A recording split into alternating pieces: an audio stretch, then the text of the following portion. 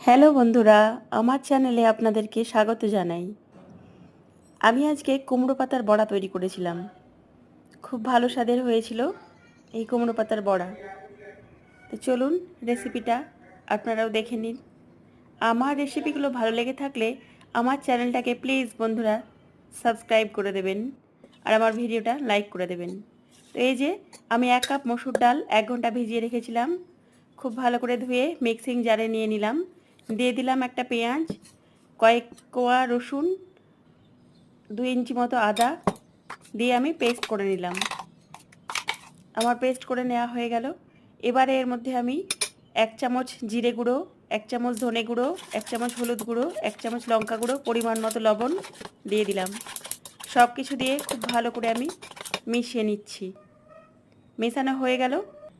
এবারে আমি কুমড়ো পাতা নিয়ে নিয়েছি পরিষ্কার করে ধুয়ে।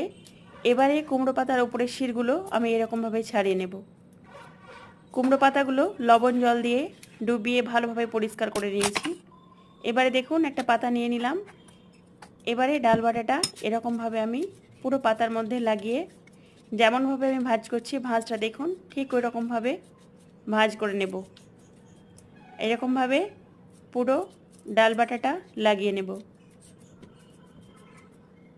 এরকমভাবে আমি কুমড়ো পাতার বড়াগুলো সব তৈরি করে নেব।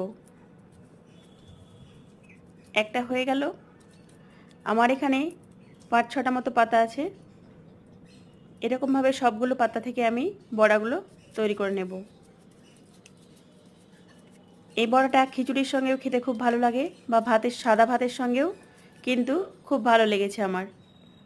দেখুন আমার বড়াগুলো তৈরি করা হয়ে গেল। এবার একটা প্যান বসিয়ে দিয়েছি। প্যানের মধ্যে দিয়ে দিলাম তেল। আপনারা যে কোনো তেল দিতে পারেন। এবারে বড়াগুলো আমি হালকা আঁচে ভেজে নেব।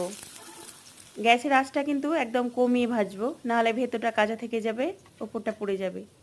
একদম গ্যাসটাকে সিমে রেখে উল্টে পাল্টে লাল লাল করে ভেজে নিলেই তৈরি হয়ে গেল আমার সুন্দর স্বাদের কুমড়ো পাতার বড়া। তো এটা আপনারা অবশ্যই তৈরি করবেন, দেখবেন খুব ভালো স্বাদের হবে।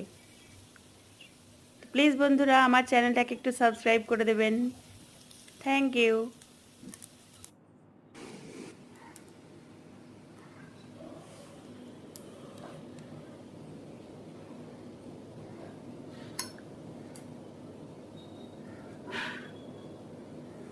ভাতের সঙ্গে খেতে সেই স্বাদ।